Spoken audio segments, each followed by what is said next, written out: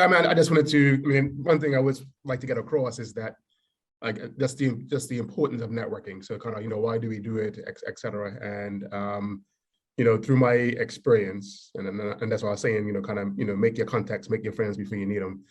Through my career, no, not one, I've had 4 career opportunities in my career, and not one of those I got from replying to an advertisement. I didn't get it from replying to an advertisement.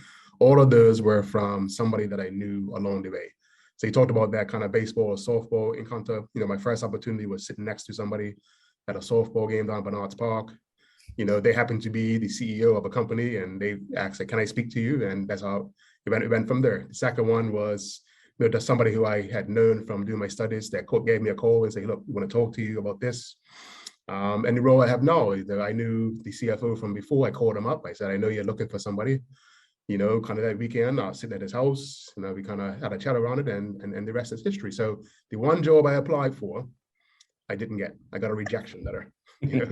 So that just shows the importance of building up over time, and that will get you in. So and all the things we heard today, kind of be the authentic selves, bring your whole self to something. Like, frankly, at a cocktail party, nobody wants to talk about accounting or insurance. They want to talk about your weekend interests, like those race cars or your children or whatever the case might be. And then everything else goes from there, right? So just kind of be yourself. Don't be so direct. Kind of going in, kind of looking for the quick win. That's not the game we're playing. It's a slow burn. It's a marathon to get there. Thank you. Networking is not a sprint. It's a marathon. It definitely is. It takes a lifetime to build.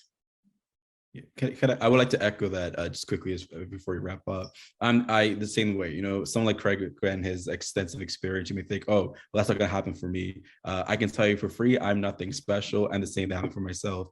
With my network, my job as an associate underwriter did not exist until I met the right person in my network, and they created the role for me in the middle of a pandemic.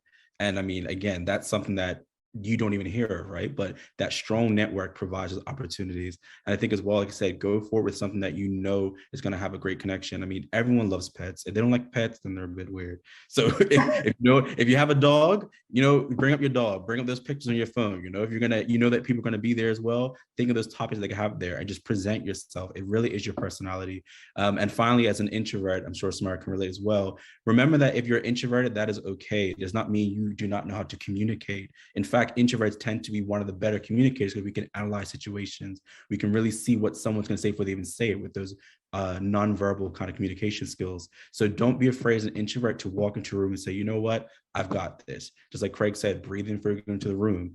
Just say, you know what, I've got this. And remember that as much as someone is looking for you, you're looking for them as well. So you have equal exchange with that. It's not like they're in a better position than you are. You're going to provide them skills, and don't be afraid to go and interview them as well. Be like, you know what, why should I have you in my network? Walk in that comfort and really establish yourself in that space, because I promise you, that's what people will remember, not what your undergraduate degree was, not what you did in IB or what you did at War Academy. None of that matters. What's going to really matter is who you are, how you stood into that room, and the connection that you made.